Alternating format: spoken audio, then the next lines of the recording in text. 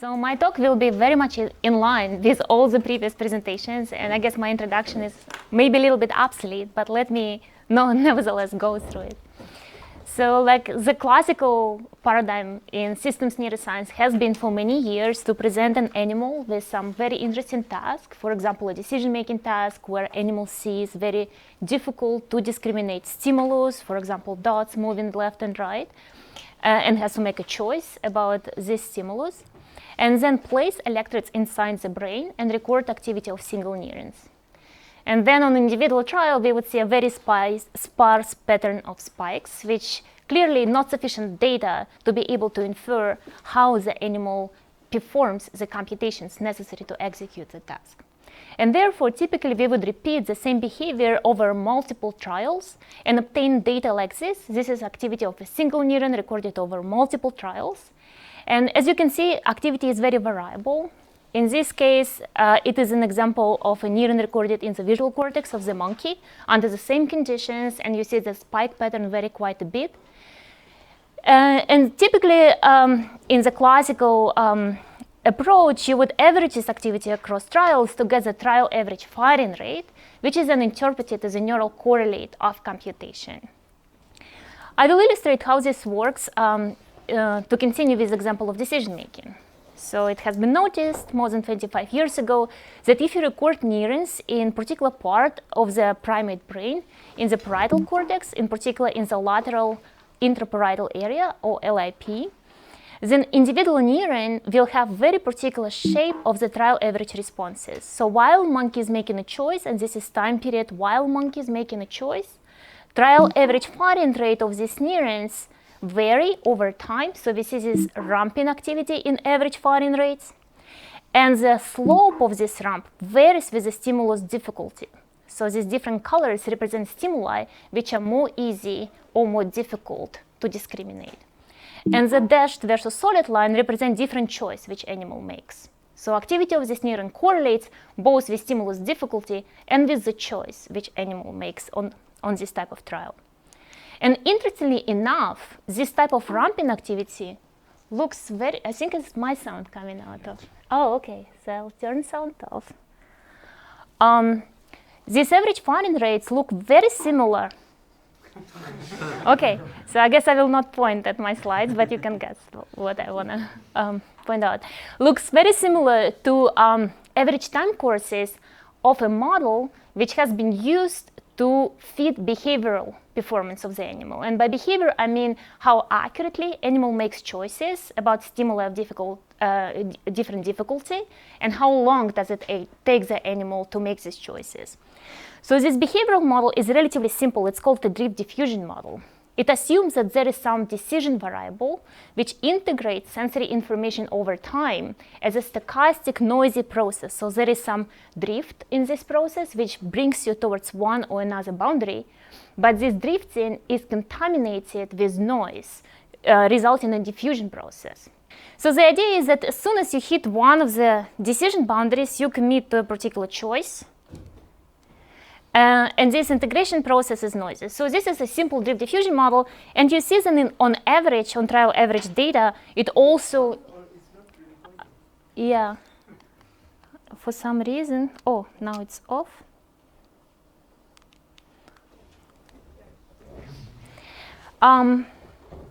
Right, so the trial average responses of this behavioral model look very similar to what we see in trial average responses of single neurons in LIP, and therefore the classical theory would conclude that individual neurons in LIP implement this computation relevant for decision-making task, which is accumulation of noisy evidence over time.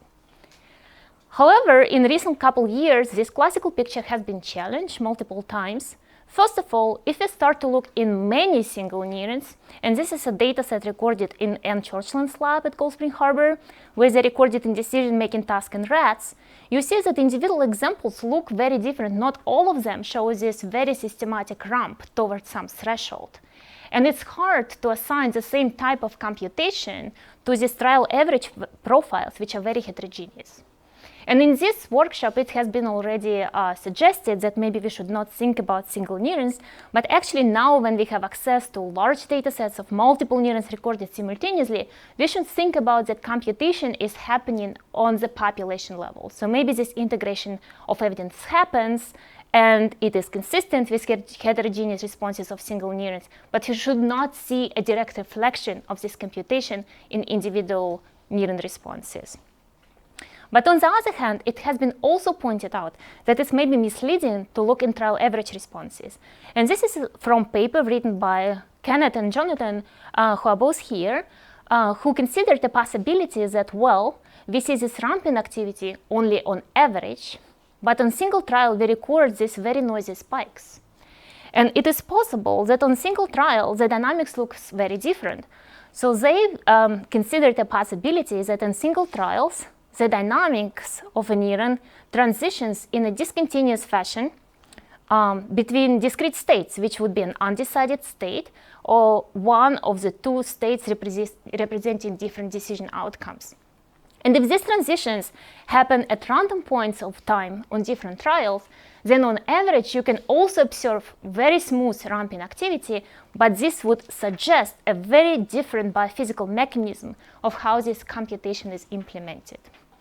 So now we should not also worry about populations, but also worry about how can we discover dynamics of these populations on single trial to be able to distinguish between, for example, these two discrete hypotheses.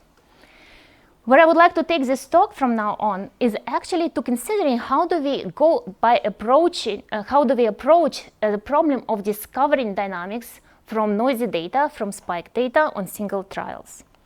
So the approach which was considered in the paper which I just discussed is the very typical approach where we have some set of hypotheses which we formulate a priori. For example, we consider hypothesis that dynamics may be a continuous drift diffusion process, or the dynamics may represent discontinuous transitions. Then we can formulate discrete model instances which formulate or in mathematical terms, this very specific hypothesis. We can feed models to data and do some model selection process to decide which hypothesis is more likely to be the case to explain the data.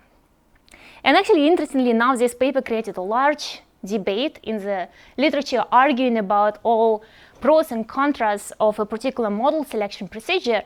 But one more fundamental problem, in my view, is that maybe the correct hypothesis about the dynamics is even not within a set which you considered. So because this approach requires you to formulate hypotheses a priori, but what if the true dynamics is maybe somewhere in between or involves multiple states which you didn't consider among the hypotheses which you compare, and you will never be able to discover it. So more recently, a new approach is beginning to emerge where we start to use very flexible models. And by flexible model, I mean a model such as, for example, a recurrent neural network, which within the same model architecture, just by change of parameters, can capture many different competing hypotheses. So the idea would be that we take the data and feed it with a very flexible model, and then we interpret the structure of the fitted model to discover the hypothesis from data. So the idea is that because this model can cover a very broad class of all possible alternative hypotheses, we kind of free ourselves from this requirement to be able to formulate hypotheses a priori. How do we now feed these models? So usually what we do, we optimize these models and tune them so that they're able to predict new data very well. For example, we use a cross-validation procedure, validation procedure. We feed model on some set of data and try to estimate or measure its generalization performance on a different set of data. And the silent assumption which we make that the models which are able to predict new data accurately should possess the right interpretation. So it equates the good data prediction to correct interpretation of the model. However, this assumption was never really tested. And in part, it was not tested because flexible models, such as artificial neural networks, are difficult to interpret, in the sense that correspondence between a parameter set of this model and a hypothesis which this parameter set represents is not very immediate. So there are multiple computational analysis steps are required to actually derive hypotheses from data. And therefore, like, this relationship between model's ability to predict data and interpretation of the model has never been tested. And the history of science shows us that good data prediction is not a guarantee of correct interpretation. And here is an example. There is two models of the solar system, one by Ptolemy and another one by Copernicus. One places Earth in the center of the solar system, another places Sun in the center of the solar system. And those both models were fine-tuned, and they both made very accurate predictions about movement of celestial bodies. And for a very long time, it was really unclear which one is the correct model, and they clearly have very different interpretation. So in this talk, I will show you a framework which we have been developing, which is flexible, but at the same time, it is intrinsically interpretable, which allows us to test the relationship between predicting new data and interpretation of the model on synthetic data. And what we found that for small data sets and noisy data, there is a disconnect between the measured ability of the model to predict new data and interpretation of the model. I will then show an analysis which we developed to overcome this difficulty, which is targeted towards finding models with correct interpretation and completely abandons the idea of looking for models which generalize well. And if we have sufficient time, I will talk a little bit about inference of non-stationary dynamics, such as we observe during decision making. All right. So again, to repeat some of the ideas which already were present in this talk, if we consider activity of a single neurons as changes along a single coordinate axis, if we have a population, there will be some changes in this high-dimensional space. So changes like along one axis are corresponding to coordinated trajectories through the neural population space.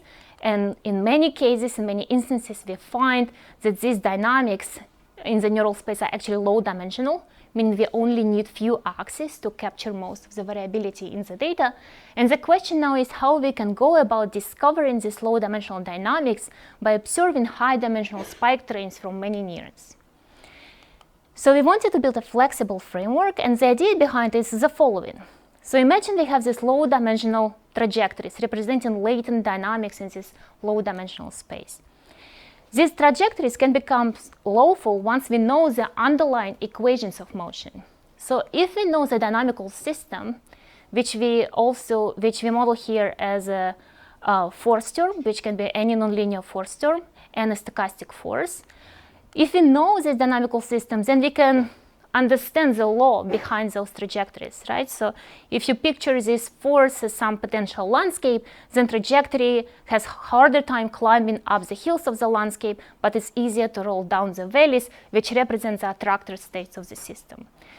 So this picture is very interpretable because we have the whole tools of dynamical systems to understand the attractor structure of the network.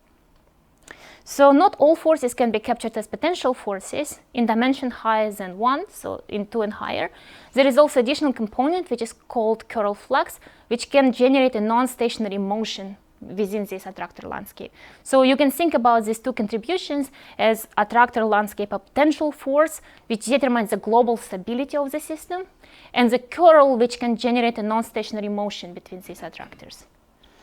So now imagine that this potential and flux landscape, which are both part of this force, f of x, can be morphed in a continuous fashion, so they can be any continuous function. And now we can change the shape of this function to see which of these functions best describes spiking data which we have, right? So we will be searching through the space of continuous functions which represent driving forces in this dynamical system to find the model which best describes the data. You're assuming time-independent forces. Force is time-independent, yes. So here is a picture of the framework. So we assume that population dynamics are described in a latent state by a low-dimensional dynamical system. And each point in this latent space is translated to activity state of each neuron from which we record. And like in Jonathan's talk, we also assume that there are these functions which we call firing rate functions, which map a position in the latent space to the firing rate of a neuron. And these functions f are different across neurons. They're unique for every individual neuron. And they can be also any nonlinear continuous function. And we will learn the function f of x, the firing rate function, simultaneously with the function f of x representing the latent dynamics.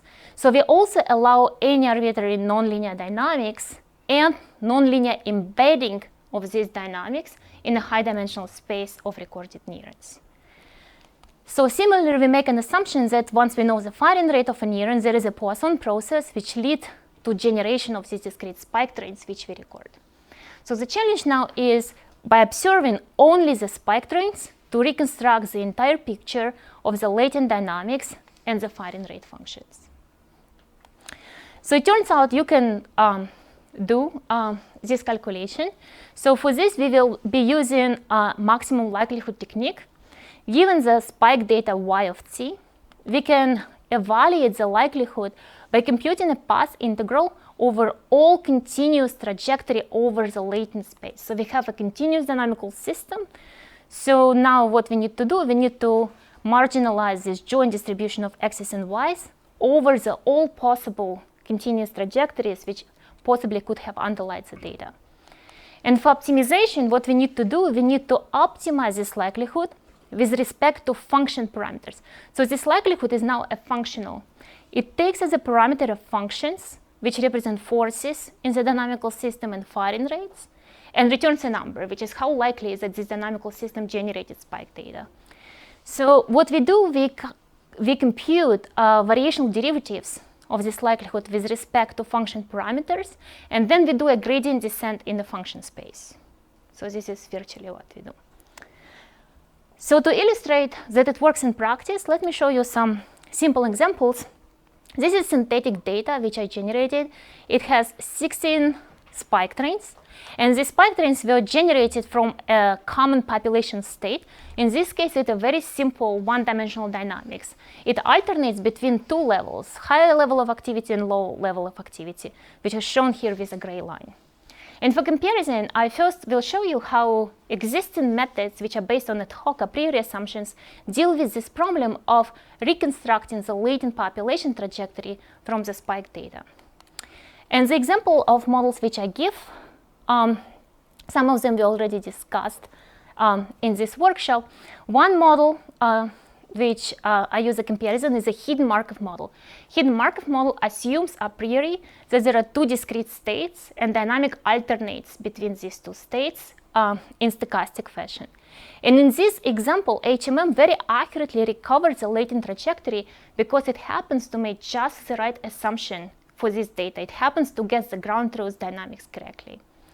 Another model which I will compare it with is a Gaussian process factor analysis model. Is a version, is more simple version from Manish's work many years ago, similar to Jonathan's talk, which instead of assuming discreteness of dynamics, assumes quite the opposite.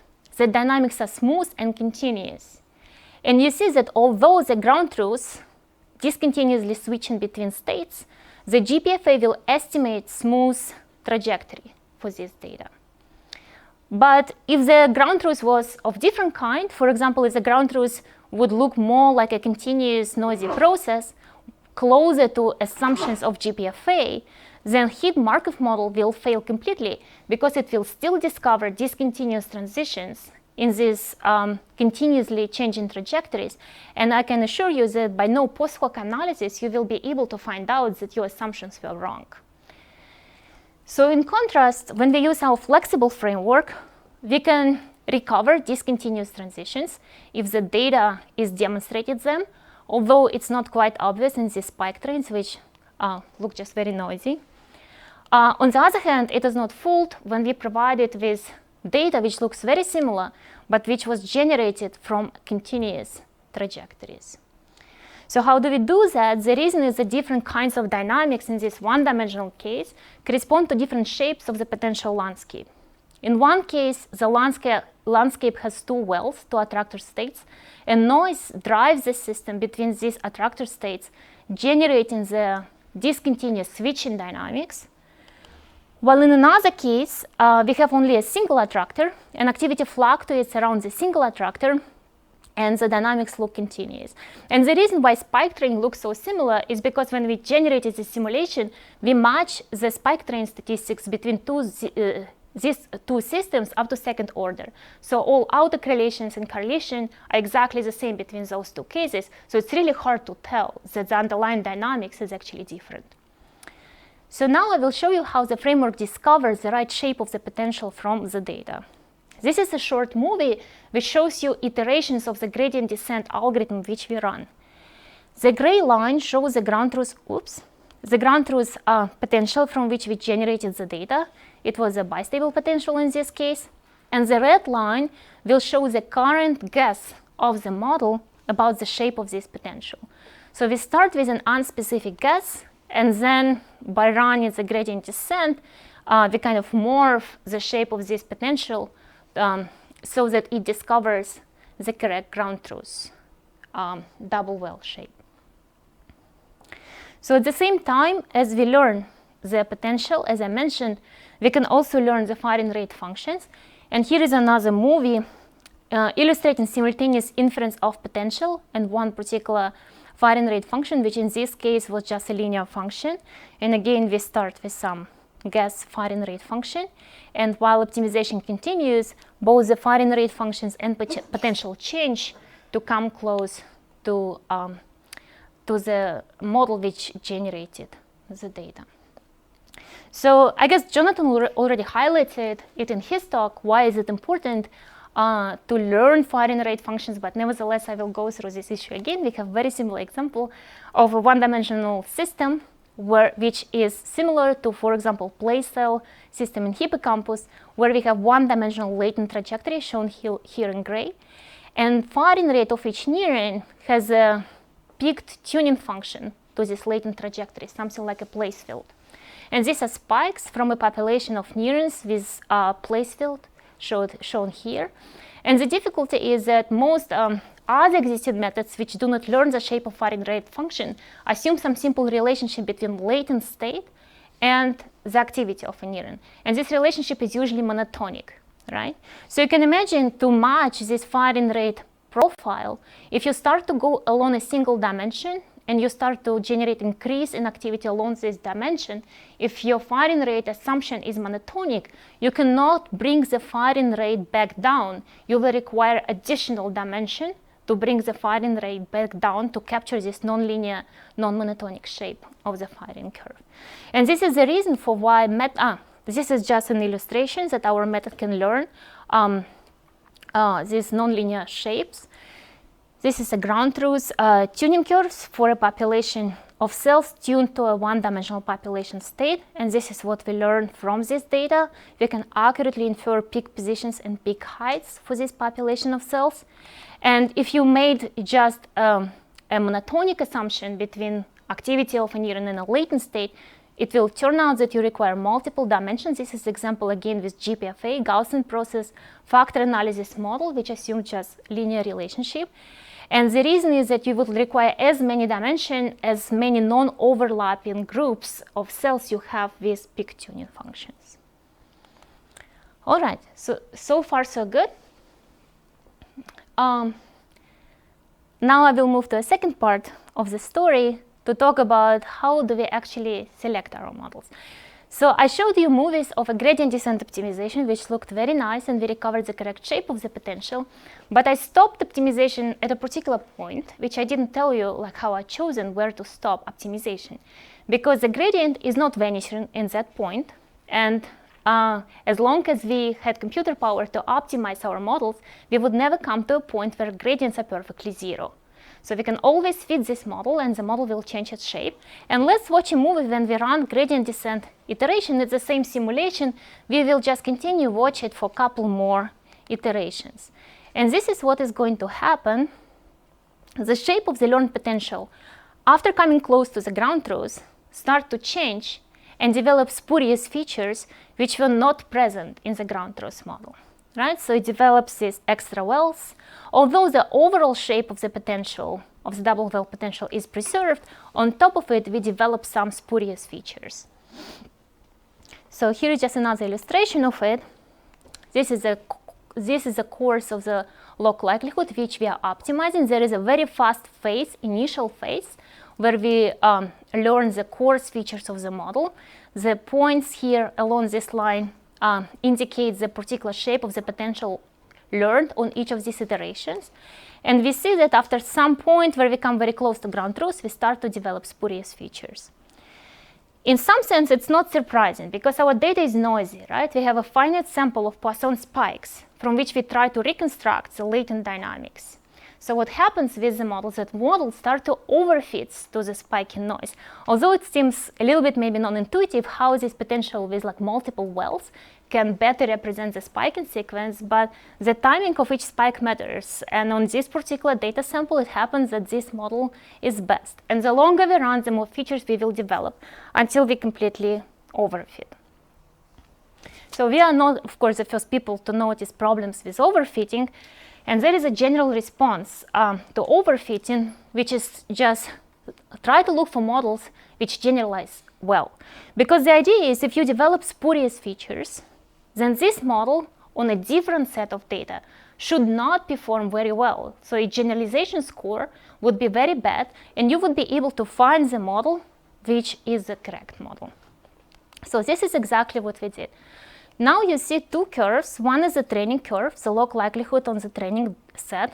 And the second curve is all these models. So along this line, we have different models, different shapes of the potential.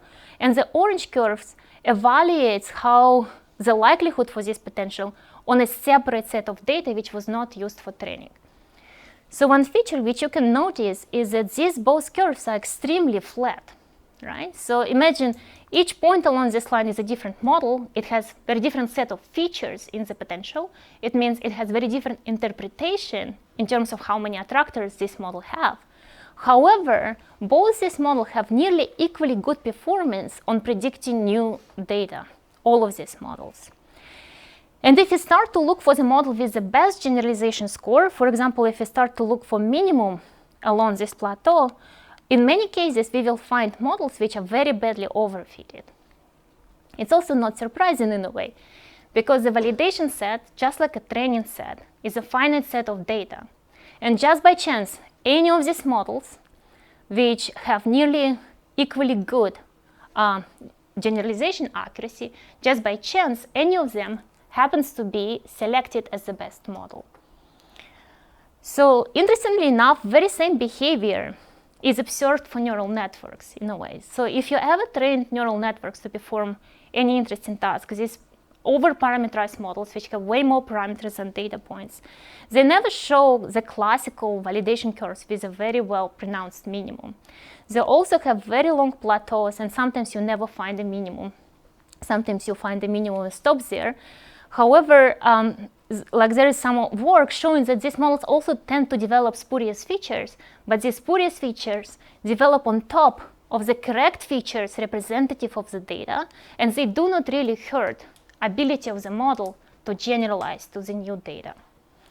So what is the result of that? If we now use different data sample to set like how good are these models which are chosen based on the best validation score, here are a couple examples. In one data set, we pick the minimum of generalization, and we exactly get the ground truth model, so we do very well. But in other cases, we pick the minimum of validation, and we find models which are very overfitted. So of course, this only happens in the regime where you have finite amount of data, such as the number of spikes in neurophysiological experiments. If you have infinite amount of data, we did the simulations, overfitting never happens in the first place, and with large amounts of data, this phenomenon, which is called overfitting in model selection, will also be less likely, or it will happen less frequently. However, for a reasonable amount of data, something like, for example, this simulation was performed with 200,000 spikes, which is something very reasonable for neurophysiological experiment. This phenomenon is prevalent. And it's related to tuning of hyperparameter. The searching for the optimal iteration to stop is one particular kind of regularization, which is called early stopping. There are other kinds of regularization where you can include explicit penalty for model complexity, but you will have to tune a parameter which trades off between how well you feed the data and how complex you want your model to be. And the same problem arises when you start to tune these hyperparameters, that sometimes you get the correct model, but sometimes you get an overfitted model. This is just another illustration of that. So now we add another set of data, right, which is a classical thing in machine learning now, to train model on one set, tune your hyperparameter on the validation set, and then evaluate the model on yet another set of data which you only use once, which is called a test set, to quantify the generalization accuracy of these models. And the way we plot this data is these are models picked at the minimum of the validation curve, and we normalize the likelihood so that it's always 1, both for validation and test data. So these curves are 1 by definition, and we can compare how other models along this continuum, for example, models at iteration number 1000, which will be a different model on every run of our optimization, or the model on the iteration 5000 or 20,000, these are completely different models. Like, we run this on many data sets, and their validation and test scores, not validation scores because they're significantly lower than the blue bar by construction, but their test scores are not statistically different from the model which was selected based on validation. So this is just another illustration of the fact that we have many models which have very different features, spurious features, which nevertheless do not hurt ability of the model to predict new data. Okay, so if there are no questions, I will tell you about how we went about selecting the model for correct interpretation. So we realized that validation doesn't really work, so we need to abandon this idea of looking for models which generalize well. And we thought we will use very similar idea of splitting data sets into halves, but we will not be measuring validation score on these two halves of data.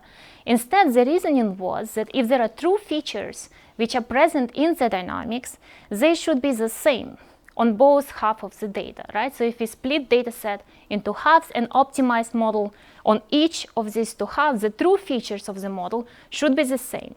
But the spurious features, which are unique for each particular noise pattern in each of the data sample, will be different. So the idea would be, if we discover features on two different data sets, and then we compare features across data sets, the true features should overlap, but the spurious feature will be different. And this way we can distinguish spurious features from true features. The difficulty is, however, that when we run optimization, the same features are discovered at different points through the optimization. Here is an example. So we again have this double well potential, and we have 10 different data sets. They are generated from the same model, but these are just different samples of the data. So you see 10 curves, and these dots show particular iterations where potentials looked similar. However, as you see, they happen at different iteration number.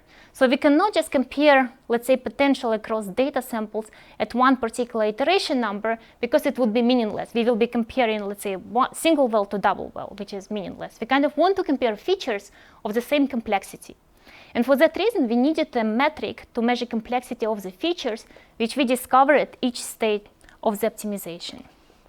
To do so, we used a measure from physics to measure complexity of the potential which we discover at each particular stage of optimization. So the model complexity is just negative entropy of trajectories which will be generated by a dynamical system with a potential of a particular shape, right?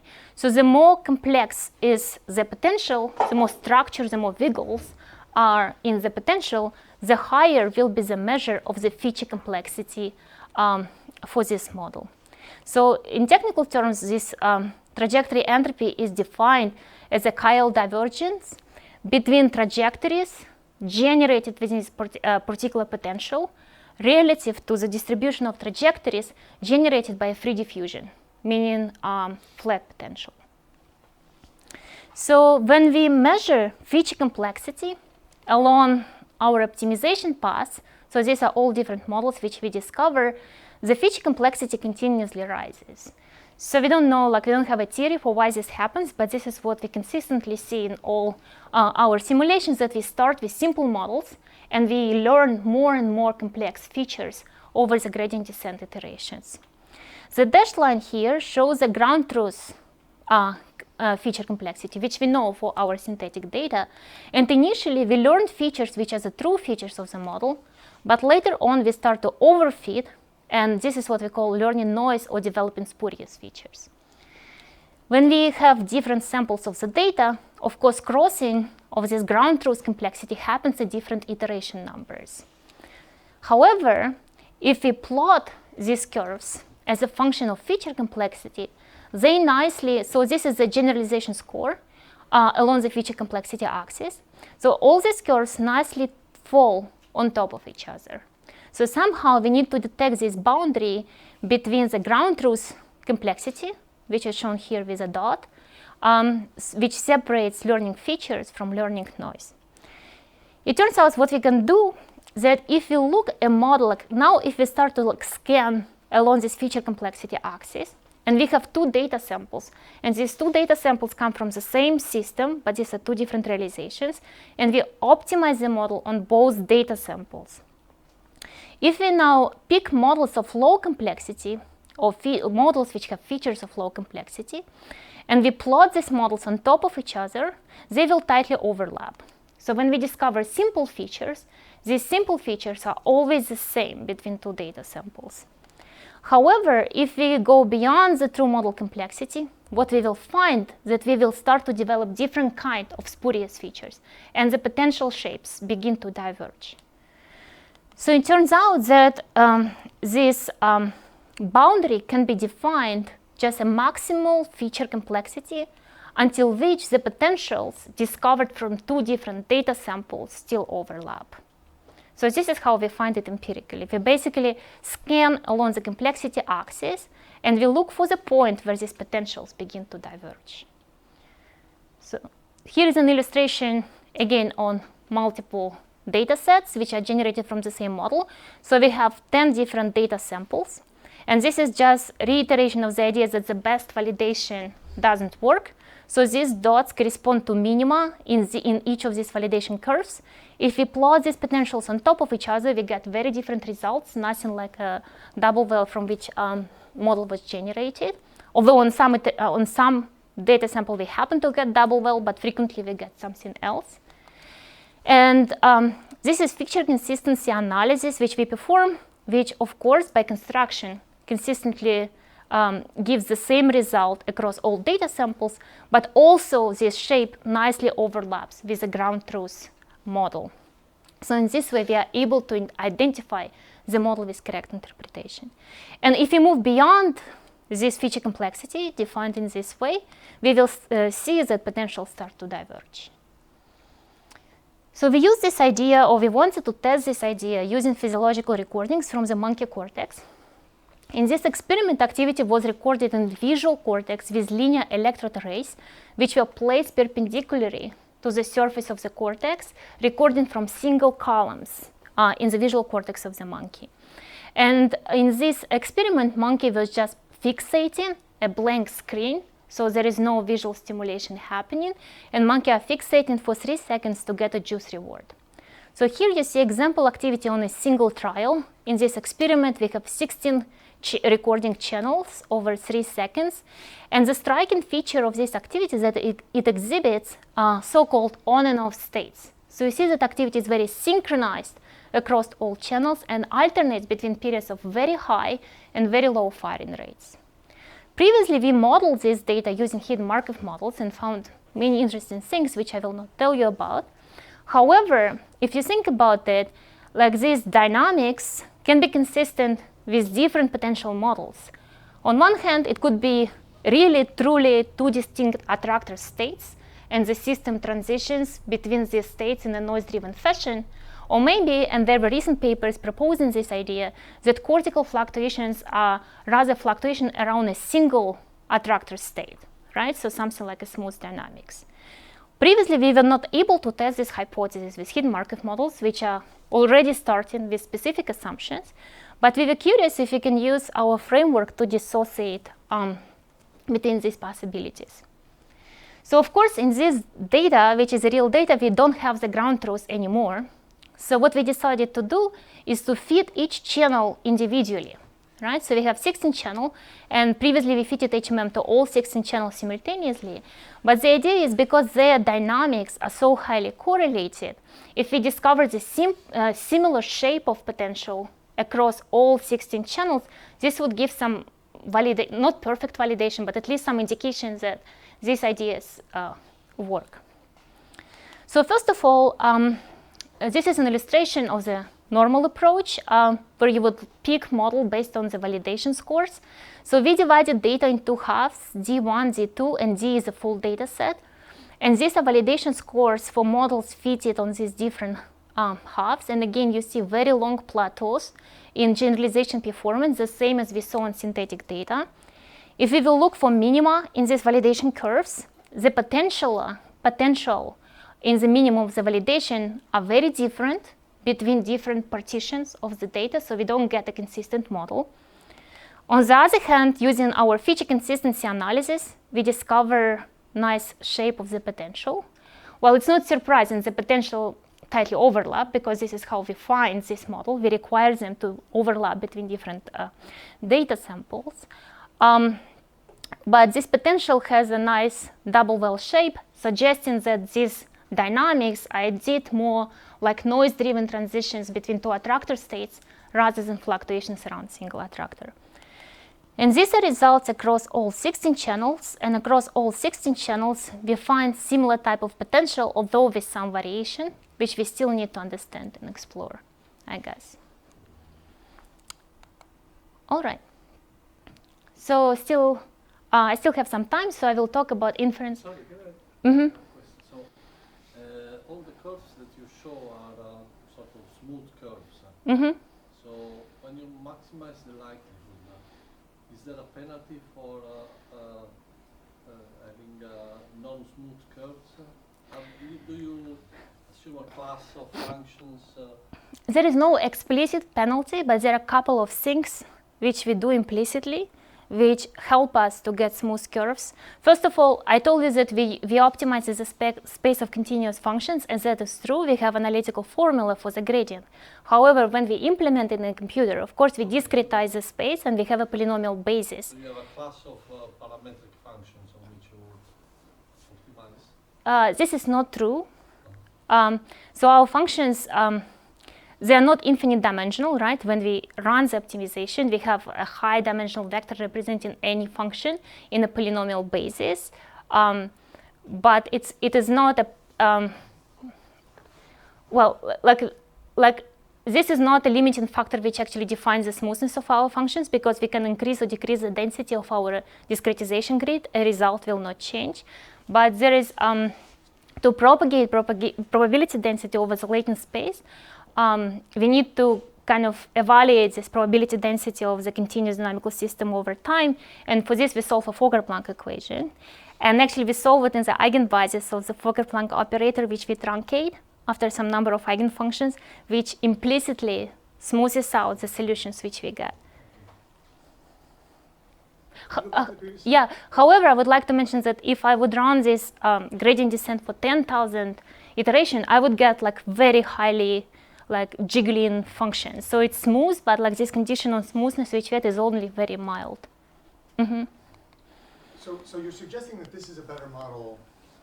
So sorry, the next one, yeah. Yeah, I mean, I guess so. You started the talk by talking about discrete HMMs or continuous latent variables, and you've sort of come up with this is a hybrid approach that describes the evolution in terms of a continuous latent variable that, given this potential function, will spend most of its time in these wells. So I guess one comment first of all is, I guess we don't know how much noise there is will depend on how often you transition. Is that right? So you've also learned. Yeah, we also fit the noise parameter. Yeah, but it's simple because it's just a number. So okay. it's just a constant. But you could get from that. I guess we can't really see from this picture how often. Oh, you can, because like you can totally just from the shape of the potential and the noise. But you have to tell us what the noise is.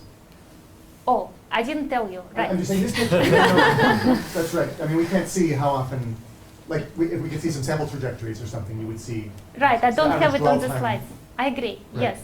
But then it still remains a question as to which is this better than the HMM, right? I mean, I'm not saying it's better than HMM. Okay. Like for some purposes, HMM is a better model.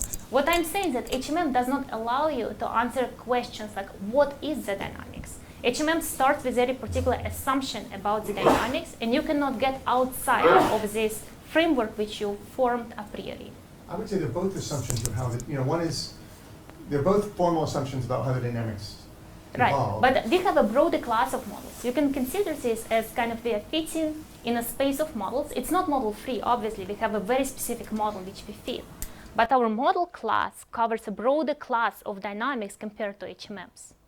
HMM can approximate different kinds of dynamics, right? So I showed you an example where we have fluctuations around a single attractor, and you can approximate it with HMM in a sense of like accounting for a lot of variance in the data. But interpretation is different, right? Because interpretation of HMM, at least in my view, is this assumption of like, HMM is basically saying that you equilibrate before you transition, and you can describe your transition by a single rate parameter. Right, That's what so I wonder HMM if you is. actually capture the data better with this model than an HMM, right? So I mean, that's the claim you're making, but I think you haven't shown us that. You're saying this is better. We can do that. No, okay. No, I'm saying it's not better. I'm saying it's conceptually different, right? I don't want to argue about like how many % of variance we account with this model versus HMM. I'm saying this model allows you to answer questions which HMM will not allow you to ask. So when you increase the number of iterations, so you get more and more wells, but then does the noise also increase? The amplitude of the noise? Oh, I need to check. Because you could think of an effective potential, which is whatever you get smoothed by the noise, and you could get as many small peaks as you want if the noise is large. They don't really. That's a good point. Yeah. All right. So going back to non-stationary dynamics, right? So I started with these two examples of ramping and stepping dynamics, and those two can be also pictured within this simple one-dimensional potential landscape framework, right? So the ramping dynamics, so something like a drift diffusion model, will correspond to a potential which is just this inclined plane, right? And the particle or ball is rolling down the hill, but it's also driven by noise. We can hit one or another boundary because of noise. While the stepping model can be thought of as a potential where we have an attractor state here, and then you can escape to one side or the other side. And if this potential landscape is asymmetric, then you can actually vary the probability of transitioning to one well versus another well. So however, with decision making, this is not the full story, because we also have different kinds of data. Sometimes you ask monkey to make a decision, and you present the stimulus for a fixed amount of time, for example, for 1 second. And after that second, you ask monkey what the decision was. But sometimes you show a stimulus and you allow monkey to respond as soon as they make a choice. And this actually matters quite a bit, right? Because in the situation where you show stimulus always for 1 second, you can imagine that there are trajectories which evolve in some potential, and maybe there is some boundary and you can approach this boundary, but you will not terminate your observation at the time of hitting the boundary. So this is what we call reflecting boundary conditions. However, in another situation, there is a particular endpoint of your observation. It is when you make a decision. If you think that population dynamics approaching some boundary and triggering a decision, it's always tied to the endpoint of the trial. So you see that trial duration here is varying because this different trajectory would hit the boundary at different point in time on different trials, and this terminates our observation. So this is what is known as an absorbing boundary condition, right? So imagine we have data which is coming from reaction time task, where the animals are allowed to respond as soon as they commit to a choice. So we are dealing with a situation which is similar to absorbing boundary condition. Why does that matter? So here is a simple movie which shows evolution of probability density over the latent space over time. First, I will show a movie for reflecting boundary condition, and then for absorbing boundary condition. So this is a case of non-stationary dynamics, right? Before, we just considered the situation where we have flips between left and right well, and there is like arbitrary starting point, arbitrary endpoint, and they're assumed to come from the stationary distribution of this dynamical system. Here we start our observation from some particular distribution over the latent space, which represent initial condition for the decision-making task, and then we will terminate our observation also at a very particular time. So if we have reflective boundary condition, let's see how this initial distribution, which is not equilibrium distribution of this system, how it will evolve over time. So we have reflecting boundaries here, and the potential here, I forgot to put it on a slide, is this inclined plane. So it's like a drift diffusion model with a slope towards the right. So you see that the equilibrium distribution develops into this shape where we have higher density at the boundary where we have lower potential. I hope it makes sense. So, but in contrast, for the very same potential, if we use absorbing boundary, you see the probability is leaking through the boundary because we terminate more and more trials, or like more and more trajectories terminate the longer we wait. And always, importantly, there is a zero probability to be at the boundary, because as soon as you are at the boundary, the trial terminates. So we never have actually observations directly at the boundary. So now imagine that I generate spike data which come from this reaction time task, and let's say I don't want to deal with different boundary conditions. I just assume the simplest possible reflecting boundary conditions. This is what we anyway did so far, and I try to fit the data with this boundary condition. So here's what we get. The gray line is again the ground truth potential, and the red line is the best inferred potential. And you see what happens. So the model develops these like tiny attractor states close to the boundary with a barrier towards the boundary. And this is exactly for the reason that in data we have zero probability to be at the boundary, because as soon as we are at the boundary, the trajectory terminates. If we don't build this fact into the model tries to explain the low density of trajectories at the boundary by creating a potential barrier there, so that probability drops just because you have a potential peak. So this is of course a problem. It has a different interpretation. So the simple fix to it is to implement absorbing boundary condition for propagation of your Fokker-Planck equation. And if you do this very naively, it turns out that you get even bigger problem. So you see, this is a model which we learned, which has even like bigger attractor state and highest potential through the boundary. And it turns out that it happens for the fact that we are trying to maximize the likelihood of particular spike sequence, which is the probability of the spike sequence. When we evolve dynamics with absorbing boundary, probability is leaking through the boundary and decreasing. So the most trivial way to maximize the likelihood is actually prevent probability from leaking through the boundary by creating a very high barrier at the boundary. And this is what the model is doing.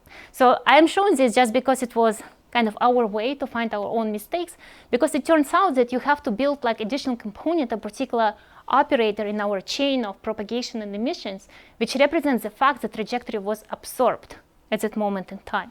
And when we do it, we have actually no problem of accurately recovering, it's all synthetic data so far, accurately recovering the shape of the potential in this non-stationary situation, as well as the shape of the initial probability distribution at the beginning of the trial.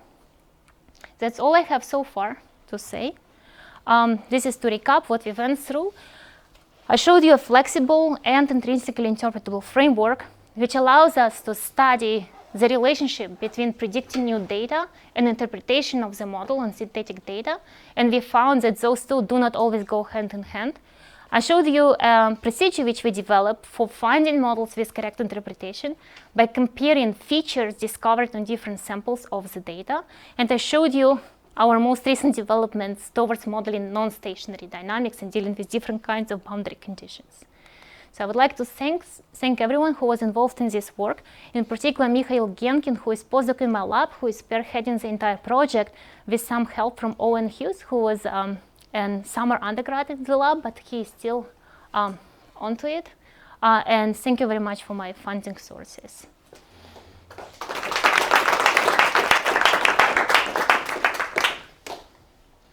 Yes? About how, I guess, both computation and sort of posterior certainty will scale with the dimensionality of the latent space. Can you repeat the question, please? So how the computational cost and the, I guess, in some sense, posterior uncertainty. I mean, you don't explicitly have uncertainties here, but I guess posterior variance in solutions would scale with the dimensionality of the latent space. Yeah, we cannot scale to very high dimensions of the latent space. As I mentioned, we are solving Fokker-Planck equation on each iteration of the gradient descent. So we are solving a PDE, which is already expensive in 2 dimensions, and maybe possible in 3. We never tried. But you're doing it on a grid, so it's exponential in that dimension. We have very nice grids, so we use spectral methods which have like very good scaling in terms of the number of grid points you need to represent functions with some accuracy. So we are doing good on that, but like we have no illusion to scaling this up to very high dimension. And we also think it a little bit defeats the purpose, because if we discover, imagine we would be able to do it and we discover some 8-dimensional potential, we will be having hard time to visualize and understand and interpret what we learned from the data. So we kind of feel that for this situation, maybe other methods would be more appropriate. We think that our framework is really useful in situations where we have good expectations that dynamics can be captured by 1, 2. I don't want to even think about 3 dimensions, yeah. Yes? So this is the typical case in which you have a huge number of choices, and the data will never be enough to allow you to make a definite inference. So the prior in your inference plays the major role here. But you're using maximum likelihood maximization, so you're not using any priors. We also did simulations with prior, right? By prior, for example, I can put a prior over the complexity of models which we discovered. That's what you did. So what you used no, is no, an no. entropic prior, actually. No. The entropy one. The entropy one was just a useful thing to align models across different simulations. You can interpret that as a particular prior. We also actually. use this as a prior in the model. Like the simulation which I showed, or like this procedure which I showed here, was not using this as a prior. But we also did simulations where we use the same complexity measure as a prior over the space of models which we have, right? So we would have a likelihood term plus this complexity term, right? And there is some constant which we need to tune to ask how much do we need to weight likelihood versus the complexity cost. And this typically is tuned by evaluating performance of the model on the validation set. So we go into the same procedure of fitting the model, which now has 2 contributions. For some particular, let's say, weighting factor, we fit a model which have contribution from likelihood and complexity. Then we evaluate this model for different, let's call it eta, right, the weighting factor. For different eta, we evaluate it on a different set of data, and we try to find data which has the best validation score. And when we do that, we have the same issue, that sometimes we get it right and sometimes we get it wrong, because we are still overfitting in model selection, because validation set is also a small set, and sometimes we get the models which are correct, and sometimes we get overfitted models. Although you stop before finding the maximum, always. But I think you will never reach the maximum because of the dimensionality of the problem. So that's what the other... Which maximum? So probably here, so this space in which you're looking for the maximum of probability distribution is so huge that you will never find the maximum. Actually, it could be several maxima, so you have also a cost function to make a choice between them. In unregularized problem, we never reached any minimum. Like as long as we simulated, like we would always descend. But in regularized problem, we are converging to some level where we don't, like over iterations, like the model doesn't change anymore. So when because this complexity measure, this trajectory entropy, is a convex function, so it has a one single defined minimum. So if you imagine that we completely forget about likelihood, it's very easy to find that minimum. We come to it very quickly. Right? Yeah. When we start to kind of trade off complexity with the likelihood, we would still converge to some solution where we stop moving. So, but if you use the exponential of that entropy... This is what we did. For the complexity This is what we did, right? But this exponential will have exponential of some factor. Think about it as inverse temperature times entropy. Now we need to find the best temperature to use for optimization. And this is where the problem starts. Usually it is in... Okay, you can speak about it later. Okay, sure. Yes? So regarding the, this is trying to be objective, and I'm thinking I'm thinking, so here you have introduced the entropy of the trajectory, and I understand that has some meaning. It is one idea, but an alternative is to consider the complexity of f of x instead of the trajectory itself. Oh, it's the same thing, because one is expressed in terms of the other. Well, but what I'm thinking is, let's say if f of x is like a logistic map, the map itself is a simple function, but the x's trajectory would be chaotic, so it has a high variance. So depends on which constraint you want to impose. You might see some chaotic feature or not. Right, so in our case, we don't deal with it. Like all I showed was 1D, so we have no chaotic dynamics. We have only noise-driven dynamics. And also we don't use, I just want to highlight again, we don't use complexity as a penalty, right? So initially we thought maybe what we can do, right? 1 second. So initially we thought maybe somehow we can look at this plot and find a threshold, right? So like this plot also has very interesting structure. Let's say when I increase like complexity of features or complexity of the model, first I see very fast drop in generalization performance, right? So the model gets more complex, but it gains a lot in terms of how well can I predict new data. But at some point it flattens out, right? So I add feature complexity, models become more and more complex, but I generalize only marginally better. Right? So it seems like a trade-off that kind of I don't improve my, and we thought like maybe you can just look at the boundary in this kind of, some kind of, people call it sometimes Pareto front, but it doesn't work very well because like for double well, there is a sharp boundary, right? And true model complexity happens to sit at the king.